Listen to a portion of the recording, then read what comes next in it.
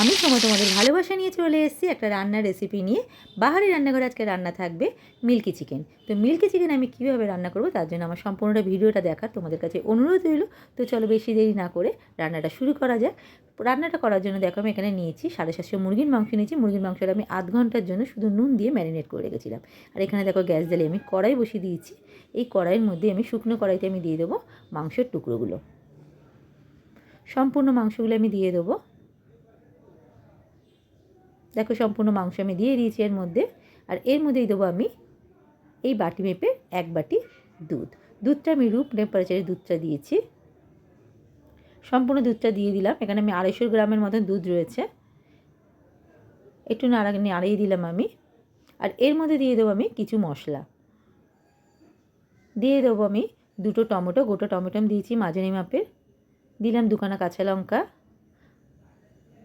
আর দিলাম 1 ইঞ্চির থেকে একটু বেশি আদা কুচানো। দিয়ে দিলাম 2টো বড় পেঁয়াজ রাফ করে কাটা।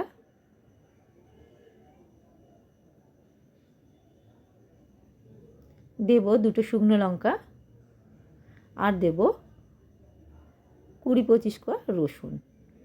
সবগুলি দিয়ে মাংসটা আমি একটু সিদ্ধ করে নেব।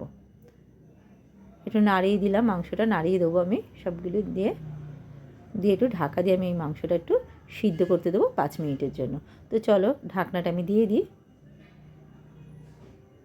দেখো 5 মিনিট হয়ে গেছে, ঢাকনাটা আমি খুলে নিয়েছি। এবার আমি সম্পূর্ণ মাংসগুলো আমি দুধ থেকে আমি তুলে নেবো একটা বাটির মধ্যে।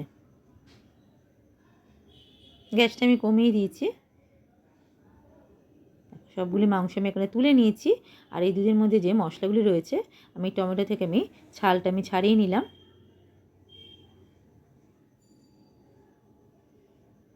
এবার সবগুলি যে আমি মিক্সিতে আমি পেস্ট করে নেবো। তো চলো এটা আমি আগে নামিয়ে নিই, একটু ঠান্ডা হতে দিই।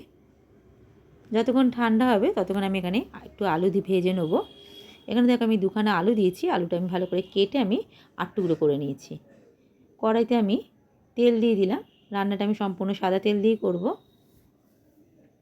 তেল দিয়ে আমি আলুটা ভেজে নেবো। আলুটা আমি শুধু নুন দিয়েই ভাজবো। অল্প একটু নুন দিয়ে দেবো, দিয়ে আমি আলুটা ভেজে নেবো। আলুটা ভাজতে ভাজতে এদিকে মশলাটাও আমার ঠান্ডা হয়ে যাবে। দেখো মশলাটা ঠান্ডা হয়ে এসছে। আর এর মধ্যে দিয়ে দিলাম আমি 10-12খানা আমন্ড বাদাম। আমন্ড বাদামটা আমি জল দিয়ে একটু ভিজিয়ে রেখেছিলাম, ভিজিয়ে রেখে চোকলাটা ছাড়িয়ে নিয়েছি। তো চলো এবার এটা মিক্সিতে পেস্ট করে নিই। আলুটাও দেখো এদিকে আমার ভাজা হয়ে এসছে। আলুগুলো আমি তুলে নেবো।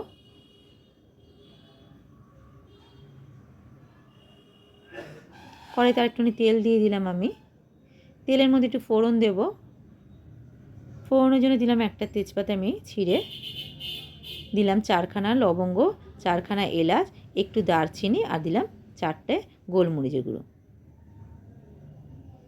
সবগুলো দিয়ে একটু ফোড়নটা হতে দেবো। ফোড়নটা দিয়ে একটুখানি হালকা গন্ধ হয়ে এলে পরে এর মধ্যে দিয়ে দেবো আমি 1 চামচ হলুদের গুঁড়ো, দেবো 1 চামচ জিরের গুঁড়ো, আর দেবো 1 চামচ কাশ্মীরি লঙ্কার গুঁড়ো কালারটা ভালো আনার জন্য। এর মধ্যে দিয়ে দেবো আমি 1 চামচ ধনের গুঁড়ো।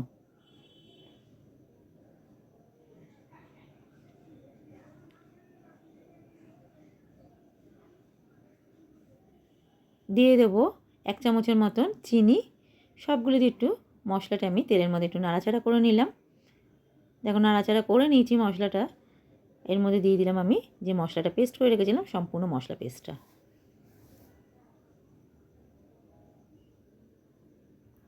এবার আমি মশলাটা ভালো করে একটু কষিয়ে নেব।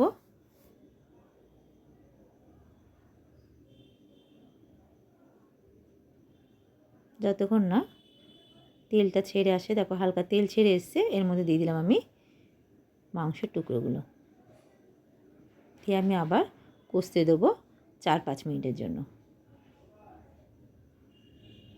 বেশিক্ষণ এটা সময় লাগবে না, যেহেতু মাংসটা হালকা একটু সিদ্ধ করাই রয়েছে। ঢাকনা দিয়ে আমি একটু কষিয়ে নেবো মাংসটা।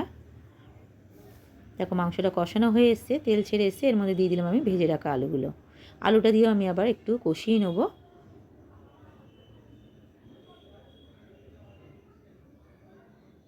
একটু ঢাকা দিয়েই কষাবো। দেখো সম্পূর্ণ কষানো হয়ে গেছে। এর মধ্যে দিয়ে দেবো আমি একটু জল। এই বাটিটা মেপেই আমি জল দিলাম, বেশি জল দিতে লাগবে না। এই 250 গ্রামের মতনই আমি জল দিয়েছি। জলটা দিয়ে মাংসটা আমি ফুটতে দেবো। কড়ার সাইড দিয়ে আমি মশলাগুলি কাছিয়ে দিলাম।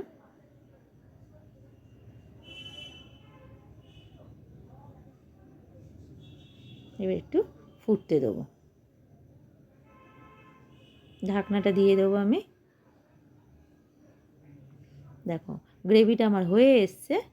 এর মধ্যে দিয়ে দিলাম আমি 1/2 চামচের মতন গরম মশলা গুঁড়ো।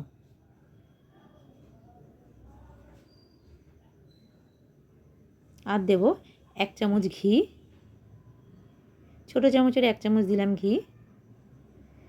আর নামানোর আগে দেবো একটু কেশরি মেথি দিয়ে নাড়াচাড়া করে নামিয়ে নিলেই রেডি হয়ে যাবে আমার। ভালো করে কেশরি মেথিটা মিশিয়ে নিতে হবে মাংসের সঙ্গে। দিয়ে আমি গ্যাসটা অফ করে দিলাম।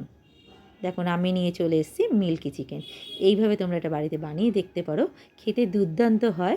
আর আমার রেসিপিটা যদি ভালো লেগে থাকে আমার চ্যানেলটাকে সাবস্ক্রাইব করে দিও। ফেসবুক প্রোফাইল থেকে দেখলে পর পেজটাকে লাইক শেয়ার কমেন্ট করার অনুরোধ রইল। আবার আসবে তোমাদের জন্য নতুন কোনো রেসিপি নিয়ে, তোমাদের জন্য বাহারি রান্নাঘরে।